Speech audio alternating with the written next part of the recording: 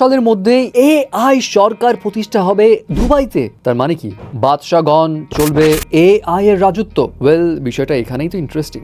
AI government establish করার জন্য 2025 থেকে 2027 সাল নাগাদ প্রায় 13 বিলিয়ন দিরহাম মানে 43,000 কোটি টাকা দুবাই ইনভেস্ট করবে, যেখানে সব সরকারি কার্যক্রম চলবে এআই এর মাধ্যমে। পুরো সরকারের ভিতরে কার্যক্রম, অফিস, সার্ভিস, ডেটা বিশ্লেষণ, এমনকি নীতি নির্ধারণ পর্যন্ত এআই যুক্ত থাকবে। বাট তার মানে এই না যে ভাই যে বাদশাকে গণ করে দিবে। বিষয়টা হচ্ছে এআই এর একটা গভর্নমেন্টে ভালো পজিশন থাকবে। সাপোজ লাইসেন্স নবায়ন, জন্ম সনদ, বিয়ের রেজিস্ট্রেশন, গাড়ির কাগজ, ভিসা রিনিউ, এই সব কাজ আগে কি করতে হতো?